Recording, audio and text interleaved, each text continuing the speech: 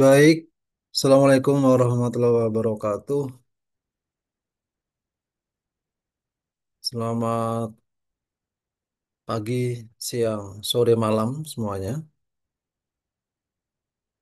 Jadi pada video kali ini kita akan sampaikan tentang penjelasan tentang big project atau proyek kelas sebagai pengganti kuliah beberapa hari lalu yang belum kita bisa lakukan. Maka kita ganti dengan video asinkronus. Nanti silakan saja disimak videonya sampai selesai. Jika ada yang ingin ditanyakan, silakan bisa ditanyakan di kolom komentar. Nah,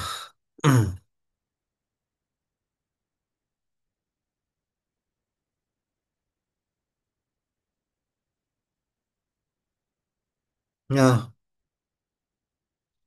pada video kali ini saya akan terangkan kembali tentang big project-nya atau topik big project-nya,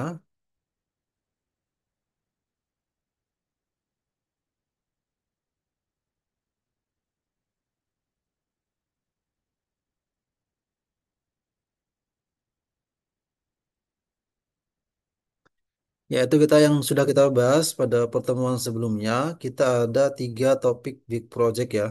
Ada antropometri,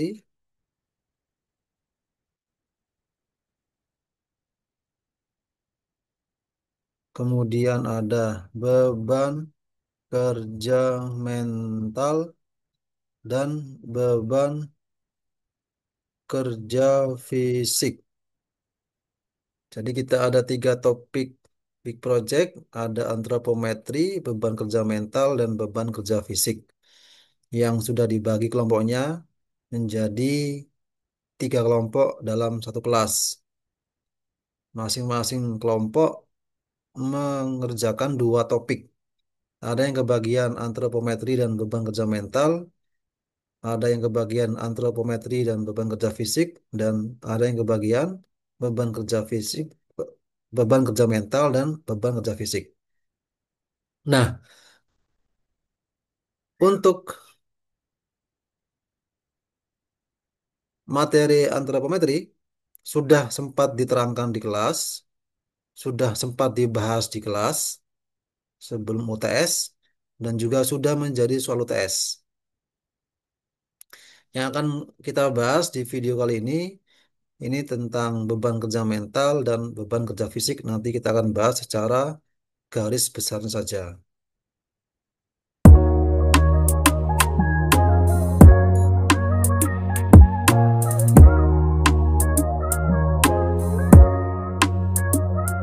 Nah, sekarang kita lanjut masuk ke materinya ya. Kita bahas tentang beban kerja mental. Ini sudah saya share materinya di WA Group beberapa hari yang lalu. Silakan dibaca-baca saja. Saya kira itu cukup jelas ya. Nanti kalau tidak ada yang jelas, kalau ada yang belum jelas, nanti silakan bisa ditanyakan, bisa bertanya juga di kolom komentar. Nah, yang pertama adalah beban kerja mental. Ya, ini ada gambar seorang pekerja, seorang pegawai, seorang karyawan yang sambil melotot matanya, yang sambil memegangi kepalanya, ini menunjukkan bahwa dia sedang pusing, stres, beban pikirannya, pekerjaannya. Itu lihat kita lihat ada beberapa kertas-kertas yang menumpuk di hadapannya. Mungkin dia sedang pusing dengan deadline tugas dan seterusnya. Seperti mungkin kalian para mahasiswa-mahasiswi ya yang dikejar deadline tugas kelompok, tugas pribadi, big project, nanti ada praktikum, belum sedang bekerja di pekerjaannya di pabrik sebagai karyawan dan seterusnya, mungkin merasakan ya. Nah, beban kerja Secara umum ya, sebagai pendahuluan, beban kerja merupakan konsekuensi dari kegiatan yang diberikan para pekerja kepada pekerja. Aktivitas pekerja pada dasar pada dasarnya dapat dibedakan menjadi aktivitas fisik dan aktivitas mental. Dalam prakteknya, beban kerja yang dijumpai merupakan kombinasi antara beban kerja fisik dan beban kerja mental. Jadi saling mempengaruhi dia. Mentalnya bisa jadi beban karena pengaruh fisiknya gitu. Juga bisa. Lagi capek, lagi down, eh, lagi tidak fit juga nanti bisa berdampak pada beban kerja mental. Menurut Henry R. Jacks 1988, beban kerja mental merupakan selisih antara tuntutan beban kerja dari suatu tugas dengan kapasitas maksimum beban mental seseorang dalam kondisi termotivasi. Jadi dalam bekerja dalam lagi kondisi on fire, dalam kondisi good mood, nah itu kalau ada selisih, ada gap antara kondisi dia itu, kemampuan dia, mood dia, motivasi dia yang maksimum itu, dengan beban kerja yang diberikan kok ada gap, berarti di situ ada beban kerja. Ya, ilustrasi yang gampang kita bicaranya ini aja ya, sebagai ilustrasi fisik. Disuruh angkat beban seberat 10 kilogram. Tapi kemampuan kita adalah 8 kilogram mengangkat. Berarti ada gap 2 kilogram ya. 10 dikurang 8 ada gap, ada selisih 2 kilogram. Nah itu beban berarti itu. Ada selisih antara beban kerja yang diberikan dengan kemampuan maksimum kita. 10 dan 8 itu kan ada gap 2 kilo. Nah itu beban. Nah itu ya. Pengukuran beban kerja mental dapat dilakukan dengan dua cara, yaitu pengukuran secara objektif, yaitu dengan melakukan pengukuran kedipan amata ya. Jadi kita mengukur beberapa anggota tubuh seperti kedipan mata, flicker test, dan pengukuran asam saliva. Jadi orang tuh kalau normal maka kedipan matanya cepat, normal ya, kedip, kedip, kedip begitu. Tapi kalau orang tuh stres, bengong, lamun kan pasti dia nggak nggak kedip-kedip gitu kan. Nah, berarti ada beban dia. Dia ada beban. Dia lagi galau atau lagi stres atau lagi mikirin masa depannya atau mikirin kerjaannya ya. Sebagai karyawan kelas kelas karyawan mahasiswa ya. Di kerjaan ada kerjaan, di kuliah ada tugas satu, dua, tiga, ada big project, ada ujian, ada praktikum. Nah, itu.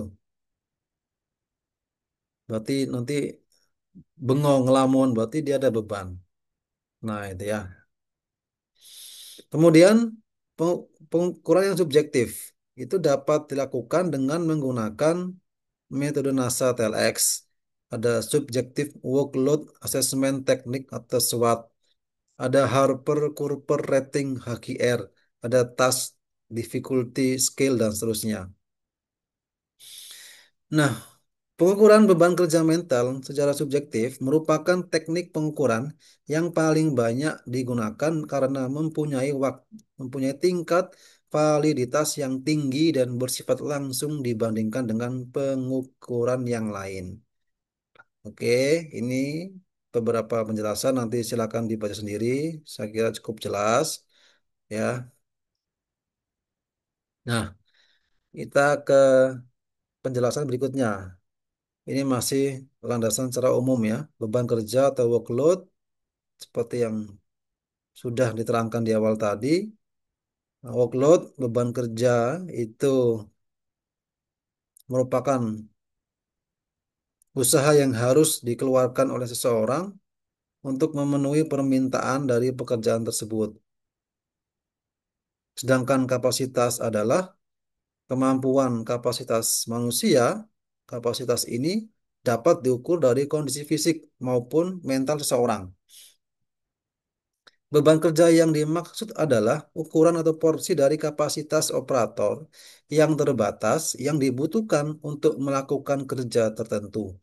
Menurut Herianto 2010, beban kerja adalah jumlah kegiatan yang harus diselesaikan oleh seseorang ataupun sekelompok orang selama periode waktu tertentu dalam keadaan normal, seperti yang sudah diterangkan di awal tadi.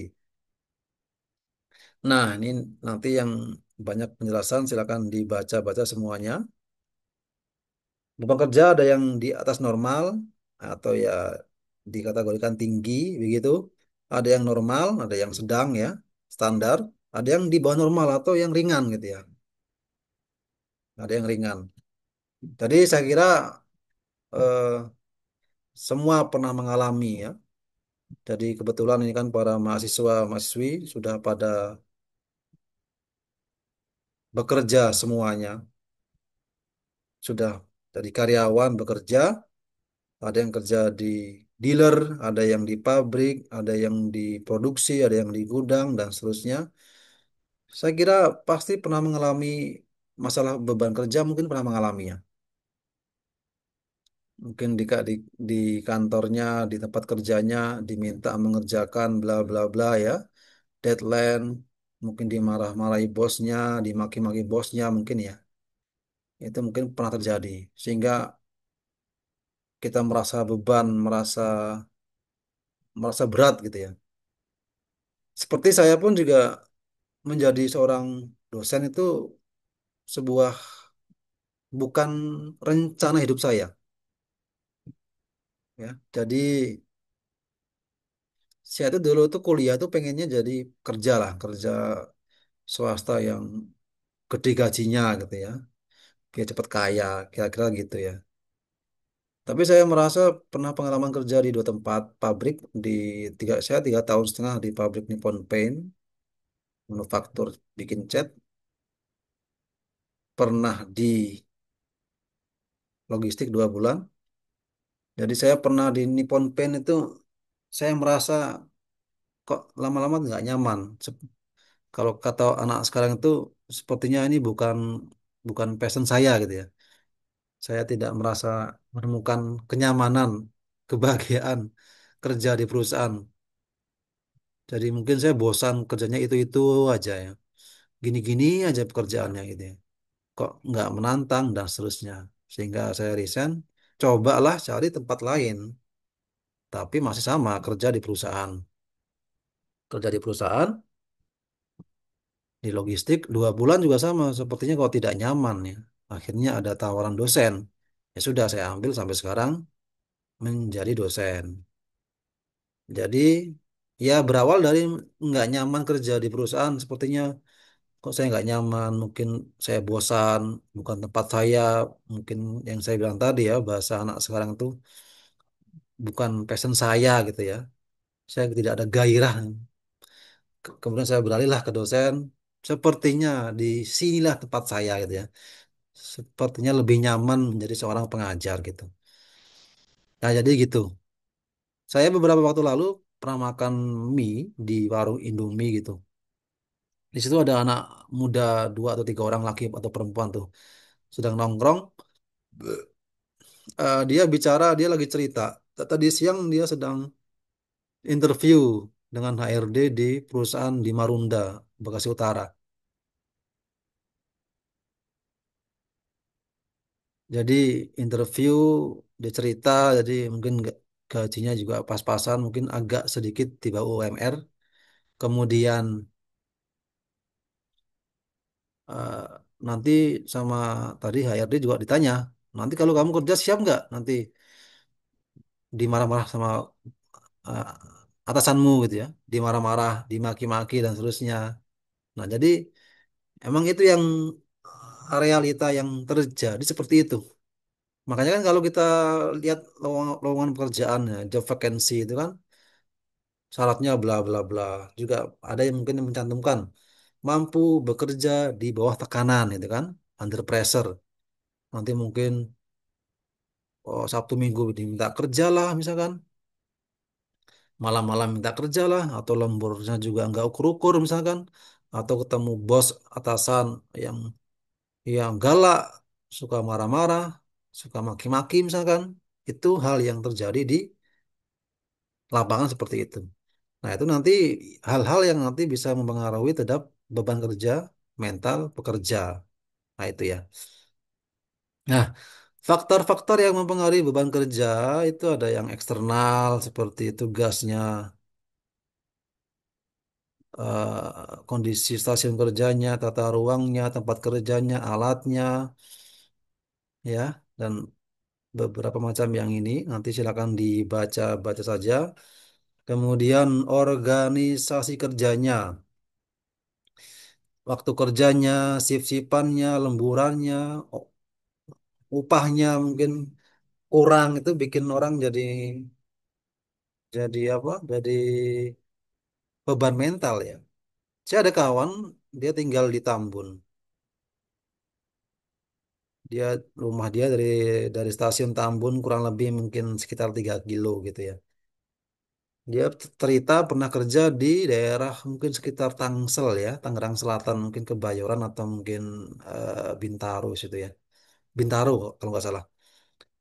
Jadi kalau dia berangkat tuh naik kereta subuh-subuh ya jam 5 atau setengah 6 itu berangkat dari Tambun stasiun kan Tambun, kemudian mana tuh Tambun, Bekasi Timur, Bekasi, Kranji, Cakung, Banjarbaru, Klender, Buaran, Jatinegara, Matraman, Sudirman, Beni City, Karet, Tanah Abang. Nah, Tanah Abang turun, oper pindah transit Tanah Abang, kemudian Palmerah, kemudian ya mungkin Pondok Ranji, Jurang Mangu. Nah, dia turunnya di mungkin di antara Jurang Mangu atau Pondok Ranji gitu. Ya pagi setengah 6 atau habis subuh jam 5 berangkat sampai kantor ya, tempat kerja. Dia kerjanya di pergudangan ya. Pergudangan di produknya adalah AMDK, air minum dalam kemasan. Ya sampai tempat kerja jam setengah 8, jam 8 standar orang kerja lah ya. Itu pulang ya jam 5 lah. Tapi dia sering cerita, sering molor pulangnya karena mungkin diminta lembur pulang agak telat. Sehingga sampai rumah itu jam 10, jam 11, setengah 12 istirahat, subuh berangkat lagi, pulang molor telat atau lembur sampai rumah jam 10 atau jam 11, setengah 12, pulang lagi, tidur istirahat, subuh berangkat lagi gitu terus dan dia nggak kuat, cuman kuat 2 bulan saja karena capek juga. Ja- Jadi memang jangan dikira naik kereta itu, KRL itu memang murah, tapi lumayan makan ini juga ya, capek juga. Naik turun tangga, naik turun lift ya, umpet-umpetan, dempel-dempelan, pindah kereta, itu lumayan capek juga. Ya, belum dari stasiun ke tempat kerja atau stasiun ke rumah itu juga makan waktu juga. Nah, sehingga dia cuman kuat 2 bulan sehingga sudah dia resign. Nah, itu. Jadi itu juga mempengaruhi beban kerja. Pasti ada, apalagi mungkin gajinya juga pas-pasan ya. Nah, coba kalau gajinya mungkin sebulan 2 miliar gitu ya, mungkin dia betah gitu ya. Nah, jadi itu ya, itu beberapa faktor yang mempengaruhi pekerjaan. Kemudian faktor internal seperti kondisi tubuhnya, nutrisinya, gizinya, kesehatannya, dan seterusnya, kondisi psikis, mentalnya, motivasi, dan seterusnya itu juga mempengaruhi terhadap beban kerja. Nah,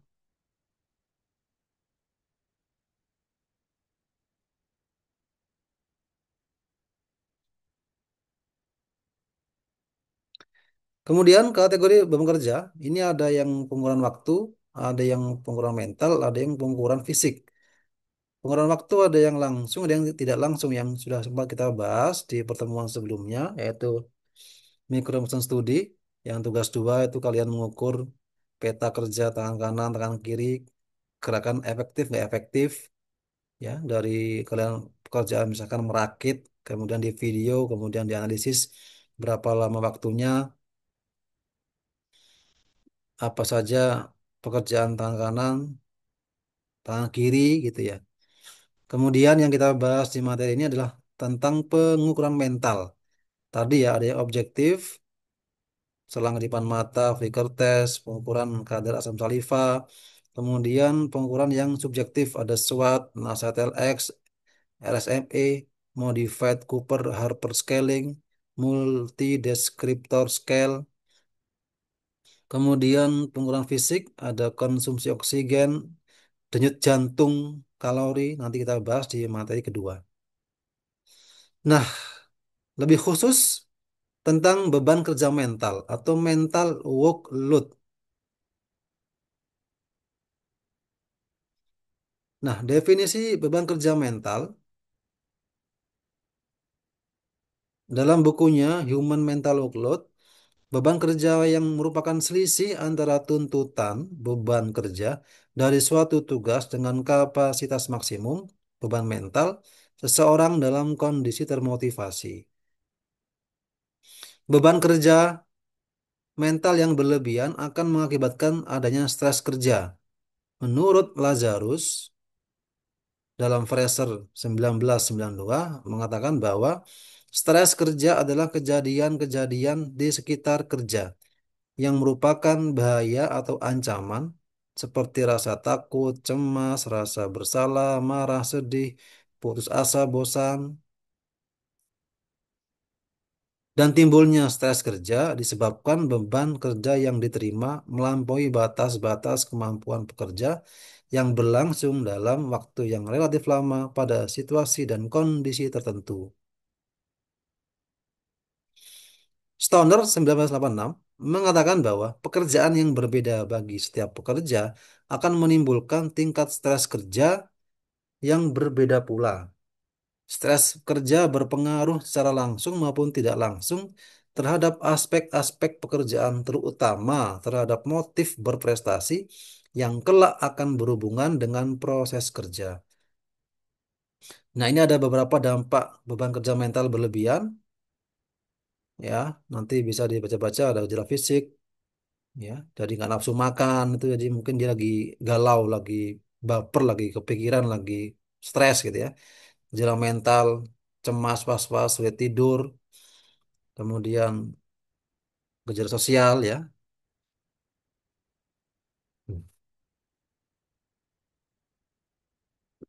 Nah, ini pengendalian beban kerja mental berlebihan. Ini ada beberapa poin, nanti silakan dibaca sendiri. Nah, kemudian kita ke pengukuran beban kerja mental. Ada pengukuran objektif, yaitu pengukuran selang kedipan mata, eye blink rate.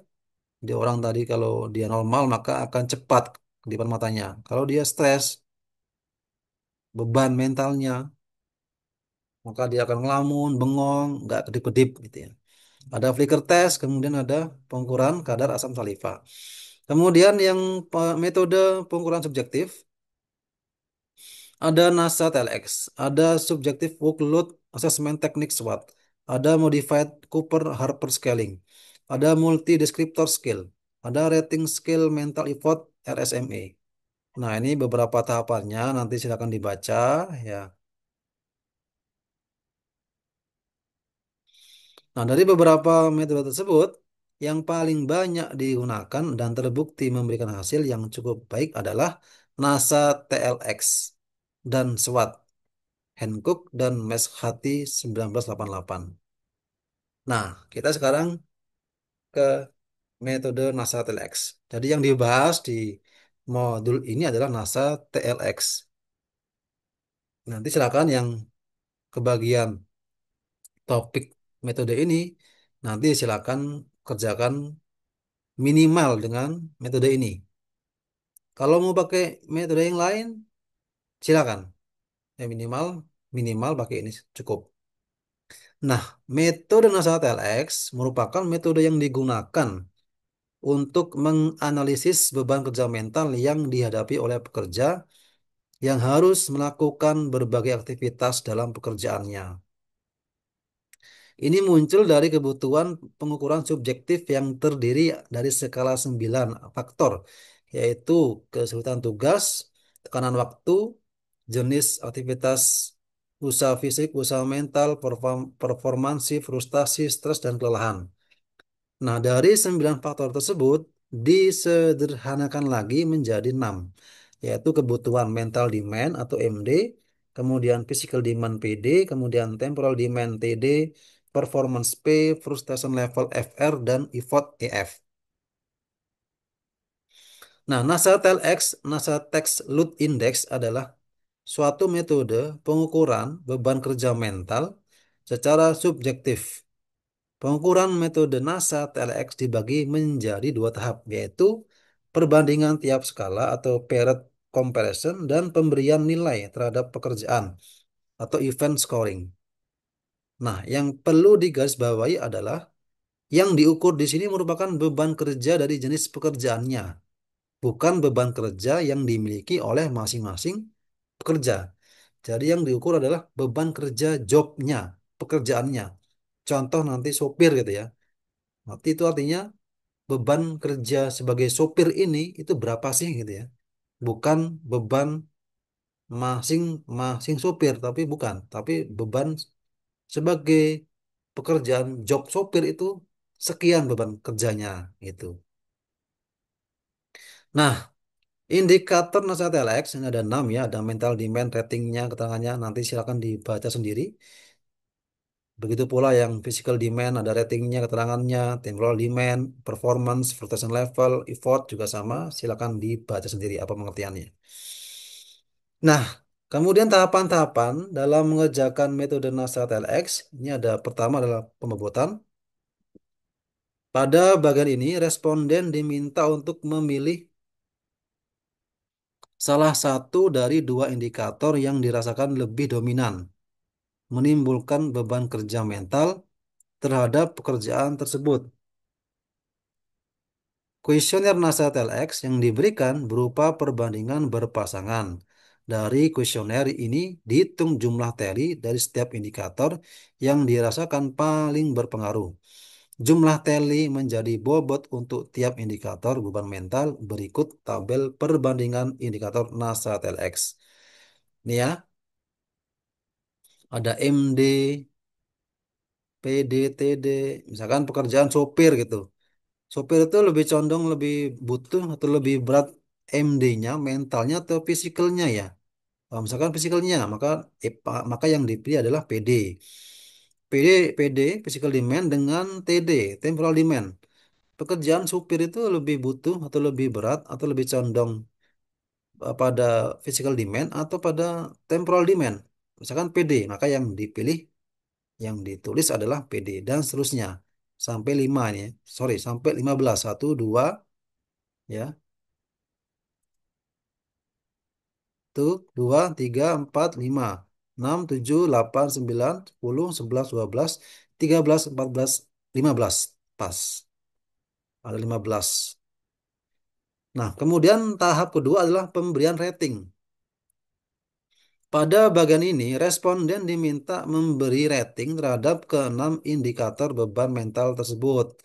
Rating yang diberikan subjektif tergantung pada beban mental yang dirasakan oleh responden. Untuk mendapatkan skor beban mental nasihat LX, bobot dan rating untuk setiap indikator dikalikan kemudian dijumlahkan dan dibagi dengan 15. Jumlah perbandingan berpasangan. Berikut skala rating dari nasihat LX. Ini ya, misalkan misal tadi ya, sebagai sopir, berapa besar usaha mental yang dibutuhkan? Misalkan 70 ya 70. Sebagai seorang sopir, berapa physical demand yang dibutuhkan? 100 misalkan, dan seterusnya. Nanti di data, di rekap. Sampai ke 66-nya indikator diambil data dengan kuesioner, dengan angket, atau dengan interview atau wawancara. Kemudian menghitung nilai produk.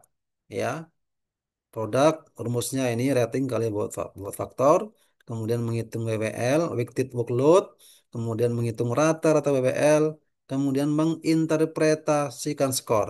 Apabila skornya 0 sampai 9 itu digolongkan rendah. Jika sedang, maka nilai skornya adalah 10 sampai 29.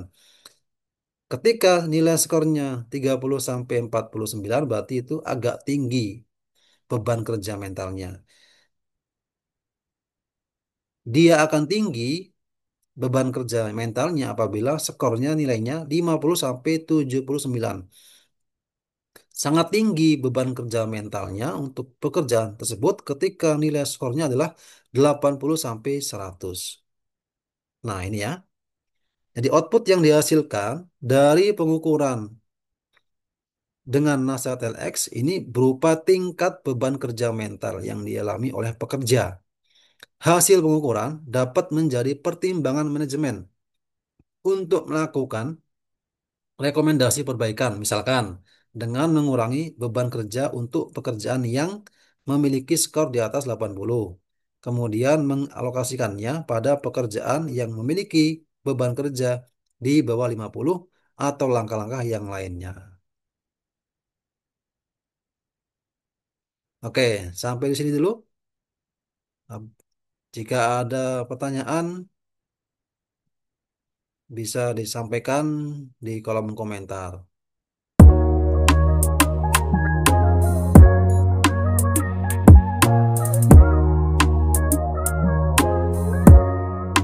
Baik, kita lanjutkan lagi.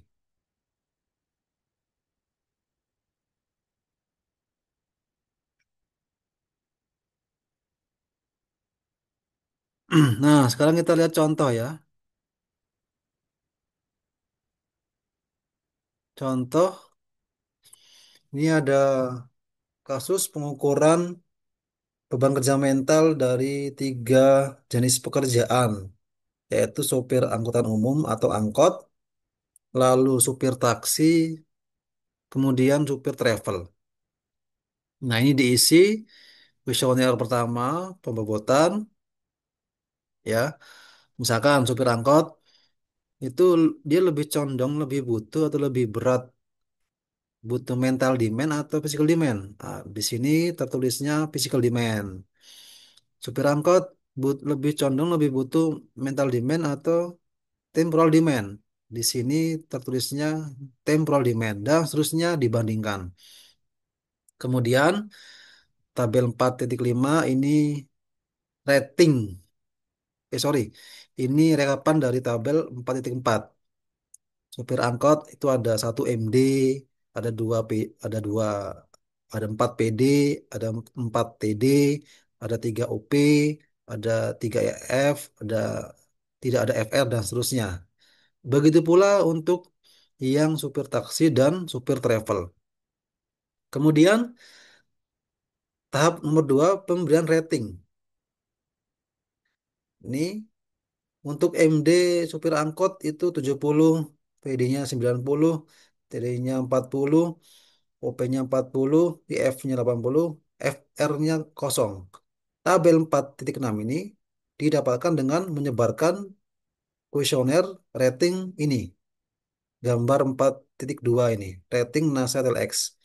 Seberapa besar usaha mental sebagai supir angkot? Ditulis. Seberapa besar usaha fisik untuk supir angkot dan seterusnya. Begitu pula untuk supir travel dan supir taksi. Maka didapatkan hasil ini. Nah, setelahnya menghitung nilai produk. Ini ya, supir angkutan umum, supir angkot itu 70.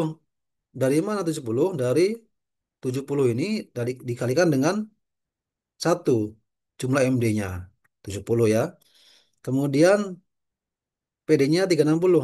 Dari mana angka 360? Dari nilai PD ratingnya 90 dikalikan dengan jumlah PD-nya 4. 90 kali 4 360. Kemudian TD-nya 160.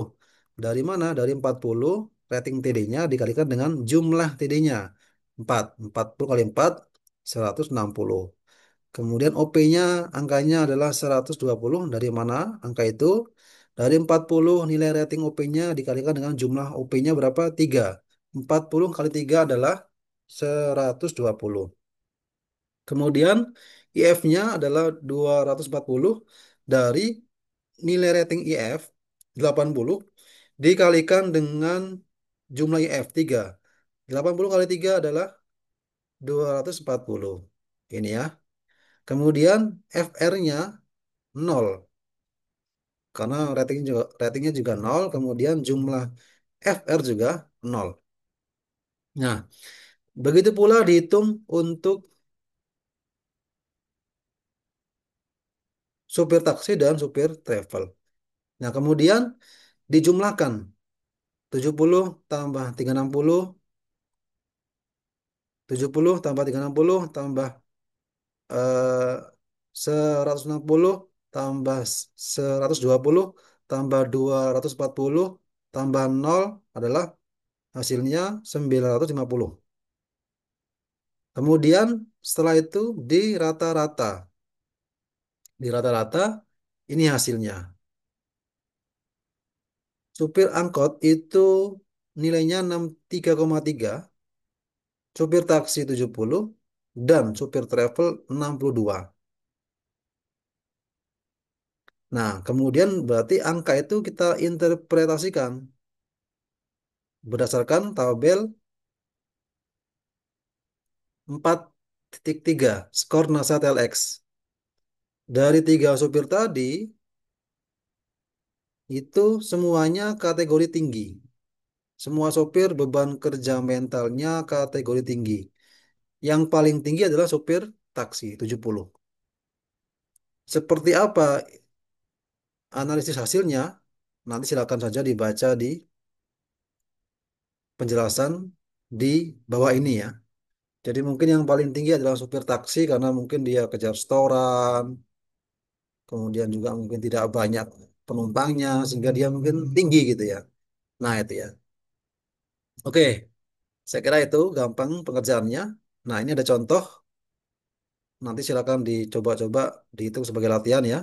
Ini ada contoh, ada 8 pekerja, 8 responden perawat, ada bedah satu 2, ada mata, ada fisioterapi satu 2 3, ada internis, ada neurologi. Ini indikator 6 kriterianya, ini ratingnya, nanti dihitung. Kira-kira dari 8 perawat ini, 8 responden ini, siapa yang paling tinggi skor beban kerjanya? Nanti coba dicoba-coba sendiri di rumah. Kalau dari hasil yang saya coba kerjakan,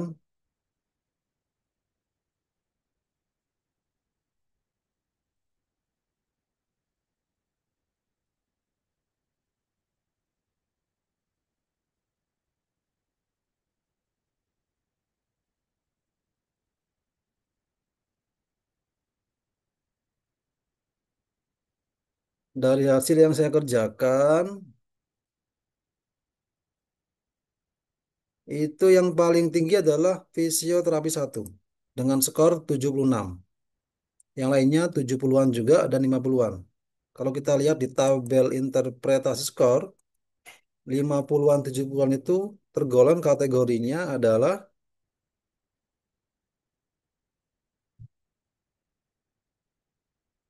tinggi ya. Tinggi itu 50 sampai 79. Artinya ke 8 pekerja ini itu semuanya tinggi semua. Dan yang paling tinggi adalah fisioterapi satu. Gampang ya, nanti silakan dicoba-coba hitung.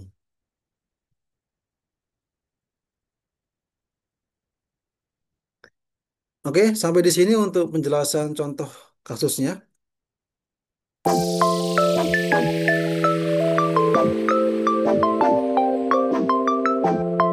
Nah, sekarang kita geser ke, coba kita lihat contoh jurnal. Kita buka saja yang gampang di Google Scholar. Kita cari beban kerja mental. Ini kita lihat ya. Ini analis, ini ada beberapa contoh pengerjaan. Cari tahun-tahun yang agak muda ya, 5 tahun ke belakang. Analisis beban kerja mental pekerja, trend distribution, PT Solusi Bangun Indonesia. Ya, kemudian,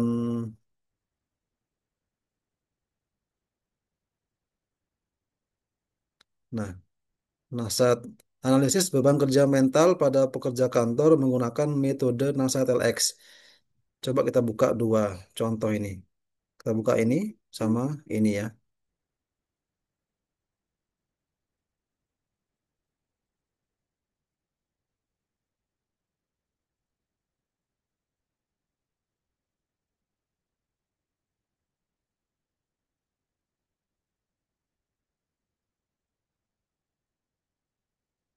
Nah, ini kita baca jurnal yang pertama, cari jurnal yang sebaiknya cari yang ditulis oleh penulis dari mahasiswa atau dosen teknik industri atau jurnal yang diterbitkan di jurnalnya teknik industri supaya nanti cara pandangnya sama, perspektifnya sama. Ini analisis beban kerja mental pekerja Train Distribution PT Solusi Bangun Indonesia. Ini kita buka aja PDF-nya ya.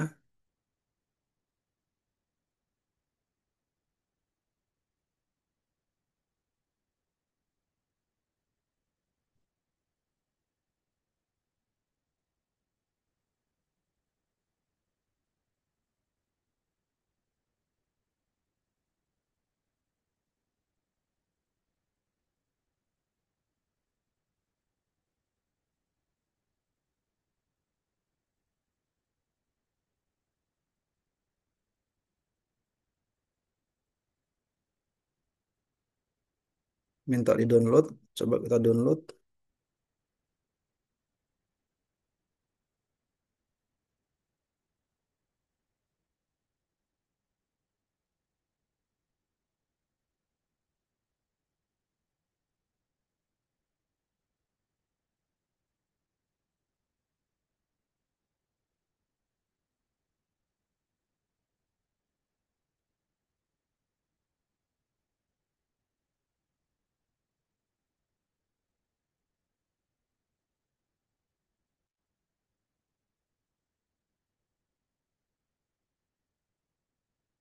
Tadi ini ya.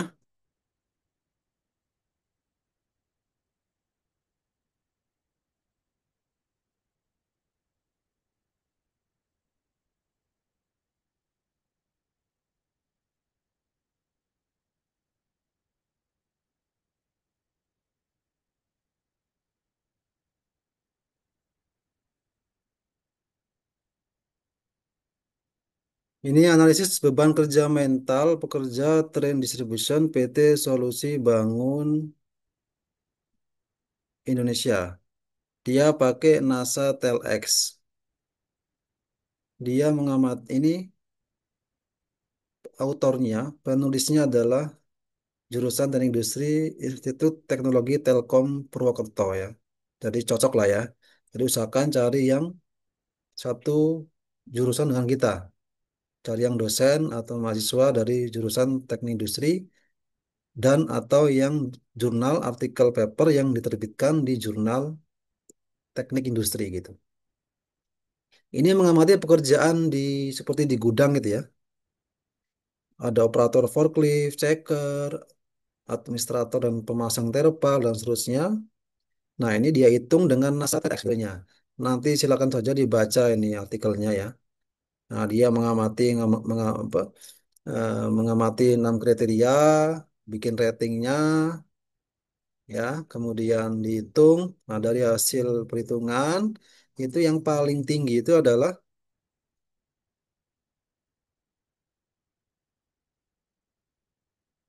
apa tadi? Operator forklift satu ya, yang paling tinggi skornya. Nah, ya, ini contoh jurnal satu. Nanti silakan dibaca, cari di Google banyak. Kemudian contoh jurnal 2 tadi, analisis beban kerja mental pada pekerja kantor menggunakan metode NASA TLX. Tadi yang pertama adalah pekerja di gudang atau di pabrik, ini di kantor. Kita lihat ya. Kita lihat PDF-nya.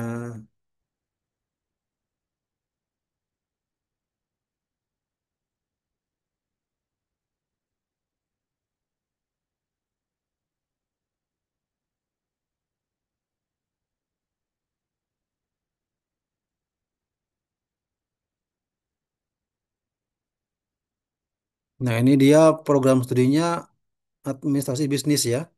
Jadi kalau bisa ini eh, boleh dibaca tapi usahakan cari yang satu jurusan dengan kita biar satu perspektif ya. Ini tidak teknik berarti ya. Jadi tadi ya, nanti silakan coba cari contoh-contoh jurnal yang lain banyak. Cari yang tahunnya tahun agak muda yang 5 tahun ke belakang. Oke, saya kira itu untuk penjelasan tentang beban kerja mental. Jadi untuk yang kebagian topik ini nanti kira-kira seperti itu pengamatannya. Ini contoh lembar pengamatannya, pekerjaannya apa, ini tabel kuesioner perbandingan antar indikator, ini rating indikatornya, ya. Nanti silakan cari pekerjaan apa, terserah. Pekerjaan apa, nanti kalian ambil data respondennya, ya minimal cari responden jangan cuma 1, 2, 3, tapi yang agak banyak, kalau bisa ya 30 lah. Nanti itu dihitung, nanti dihitung sesuai tahapan-tahapan tadi, menggunakan metode NASA TLX, minimal itu. Pak, boleh nggak pakai metode yang lain? Silakan, boleh. Minimal itu yang digunakan. Nanti itu juga bisa untuk mungkin opsi untuk nanti kalian kerja praktek KP pakai metode itu. Atau ntar skripsi pakai juga sama, pakai metode itu dikombinasi dengan metode yang lain. Karena kakak tingkat ya yang tahun-tahun baru-baru kemarin itu juga beberapa masih ada yang mengerjakan pakai metode NASA juga ada. Dikombinasi dengan metode yang lain. Oke, saya kira itu untuk penjelasan materi yang pertama tentang beban kerja mental metode NASA TLX.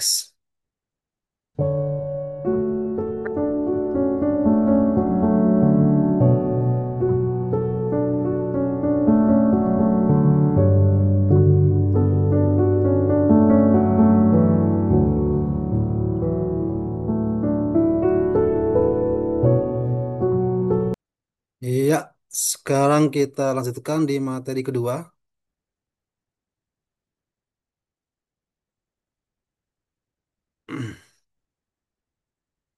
Materi kedua tentang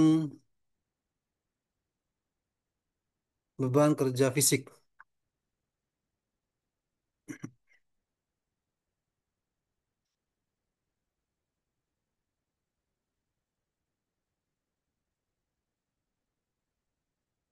Jadi menurut Tayari dan Smith 1997, fisiologi kerja sebagai ilmu yang mempelajari tentang fungsi-fungsi organ tubuh manusia yang dipengaruhi oleh adanya ketegangan pada otot selama aktivitas kerja. Selain itu, Tayari dan Smith juga mengatakan bahwa seorang ahli fisiologi merupakan seseorang yang dapat membuat individu dapat menyelesaikan pekerjaan mereka tanpa mengalami kelelahan yang berlebihan. Sehingga saat selesai bekerja, mereka tidak hanya dapat pulih dari kelelahan akibat kerja agar di hari berikutnya mereka tetap dapat bekerja, tetapi mereka juga dapat menikmati waktu luang dari pekerjaan mereka. Nah, nanti ini dibaca juga beberapa penjelasannya. Jadi nanti yang kita amati dalam topik beban kerja fisik ini adalah nanti mampu menghitung, mampu memahami konsep pengukuran beban kerja fisik dengan metode denyut nadi dan CVL. Kemudian menghitung besar energi expenditure. Kemudian ya ini nanti, nah ini beban kerja fisik ya. Ini pekerjaan fisik yang nanti akan nampak pada perubahan fisiologi manusia.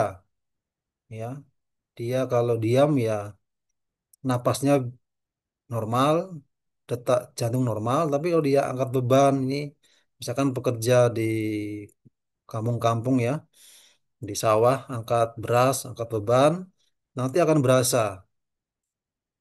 akan ada perbedaan nafas, akan lebih cepat, akan ada perbedaan detak jantung akan lebih cepat, ya.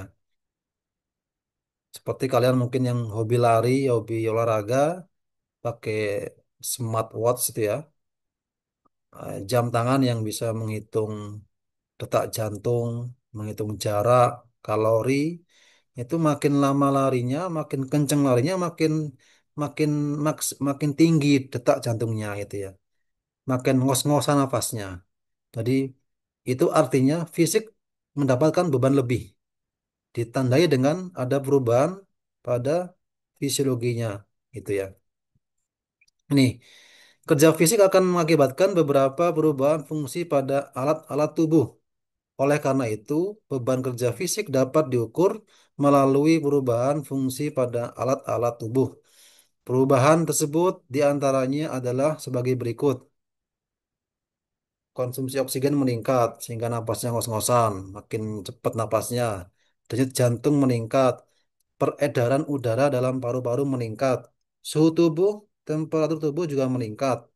Konsentrasi asam laktat dalam darah juga meningkat. Tingkat penguapan makin meningkat dan seterusnya. Nah, nanti ini dibaca saja. Ini kebutuhan energi, dibaca saja ya. Ini klasifikasi beban kerja dan reaksi fisiologisnya. Pekerjaan yang sangat berat membutuhkan lebih dari 12,5 kilokalori per menit. Detak jantungnya itu lebih dari 175. Jadi kalau kalian nanti suka olahraga, suka hobi jogging, misalkan lari ya, pakai smartwatch, kalau detak jantungnya sudah 175 itu harus apa namanya? Harus calm down dulu. Harus turunkan intensitas, harus istirahat dulu. Itu udah terlalu berat soalnya. Nanti bahaya, bisa pusing, bisa apa. Kemudian sangat berat, berat, sedang, ringan, sangat ringan. Ini klasifikasinya. Ya. Nah, ini beberapa faktor-faktor penyebab kelelahan. Ya, nanti silakan dibaca sendiri. Saya kira mudah itu ya. Nah, pengukuran nanti mengukur denyut jantung, denyut nadi ya. Langkah-langkah seperti ini, kemudian mengukur CVL, ini rumusnya. Ini rumusnya, kemudian menghitung waktu istirahat. Ini juga ada rumusnya. Saya kira mudah ya. Nah, contoh saja singkat. Ini contoh singkat nih.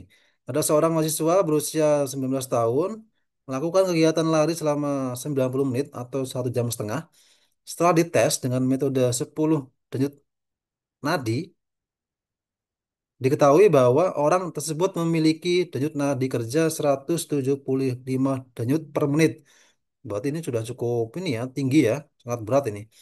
Dan denyut nadi istirahat 78 denyut per menit. Nah, berapakah persentase CVL-nya, berapa energi ekspenditurnya, berapa waktu istirahat idealnya? Dihitung menggunakan rumus di atas tadi.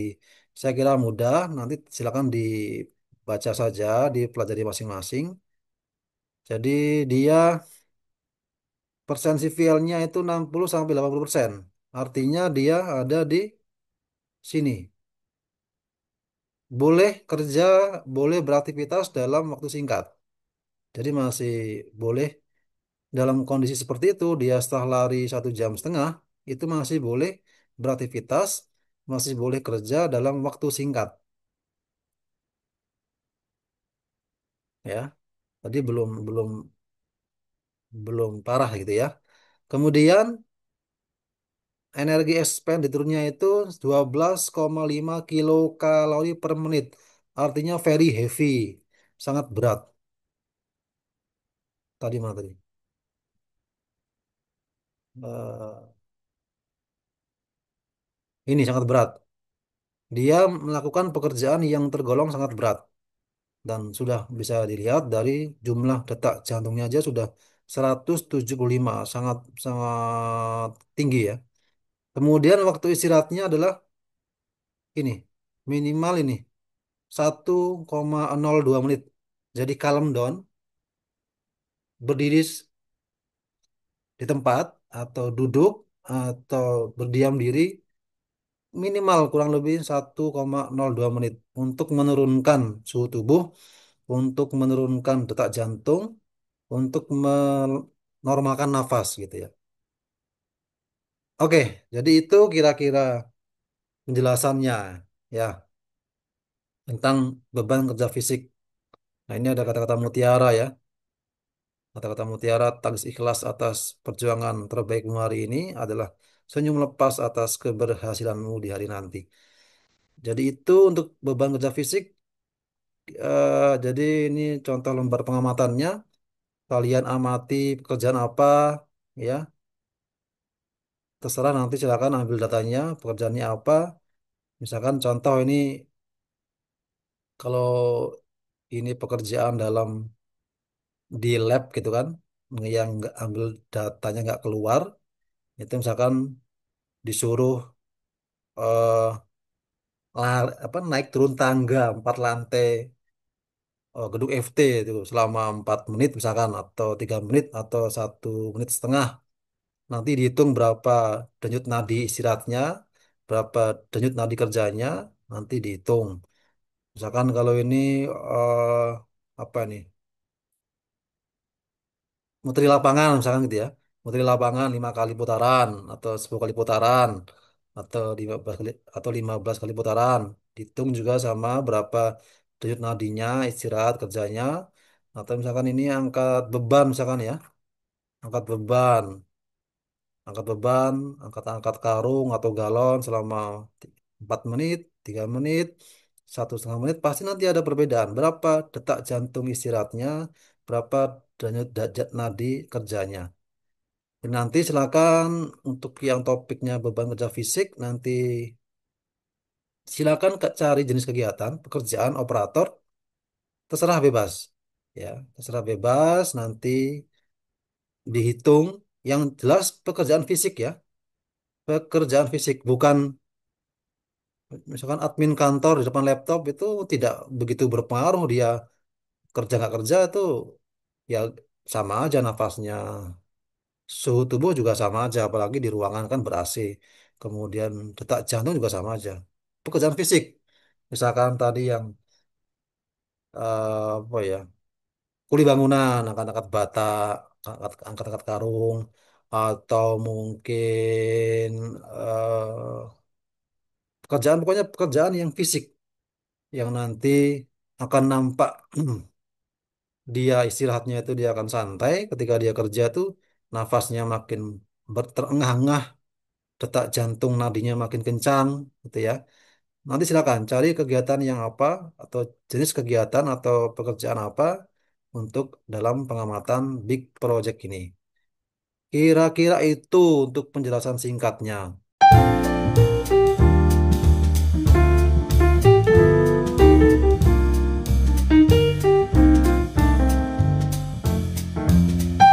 Nah, sekarang kita coba lihat contoh artikel-artikel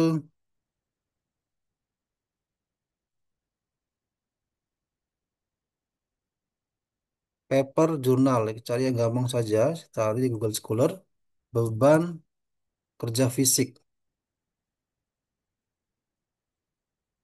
Beban kerja fisik kita cari yang tahun 5 tahun ke belakang yang masih muda. Cari yang dari jurusan dan industri supaya nanti satu perspektif.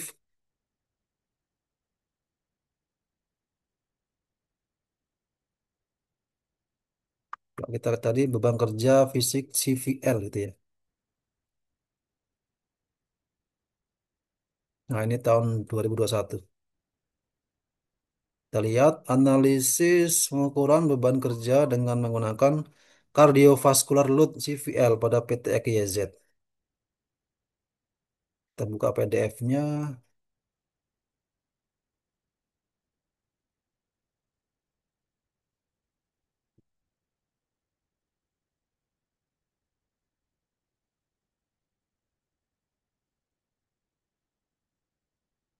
Nah, ini analisis.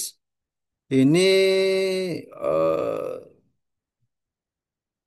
program studi Prodi Teknik Industri Fakultas Teknik Universitas Medan Area Indonesia. Jadi masuk ya.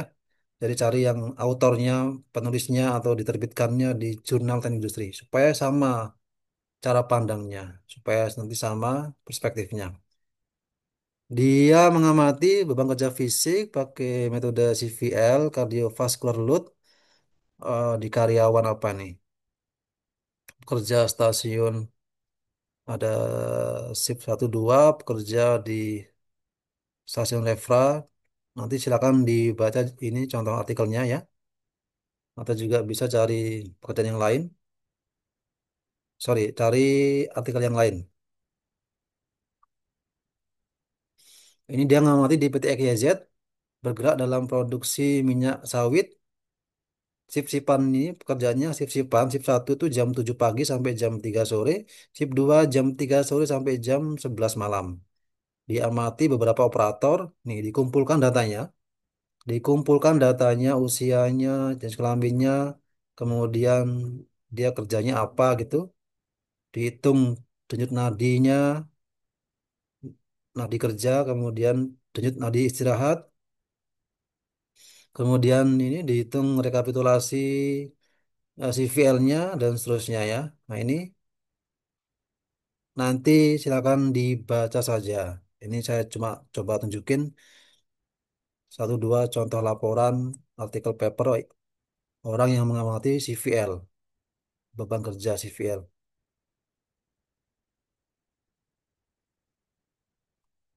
Ini coba kita lihat,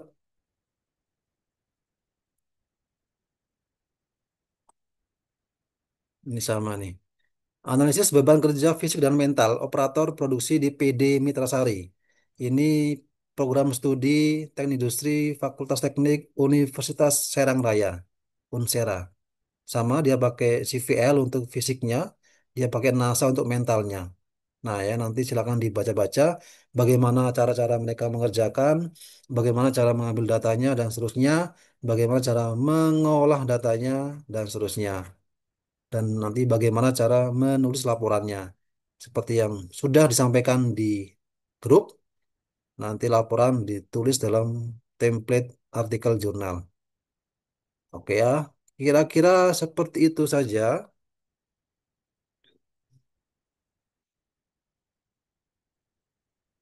materi untuk hari ini. Nanti silakan yang tidak paham ditanyakan di kelas, juga yang tidak paham bisa bertanya di kolom komentar. Saya kira itu untuk video dari saya. Terima kasih. Selamat pagi, siang, sore, malam. Assalamualaikum warahmatullahi wabarakatuh.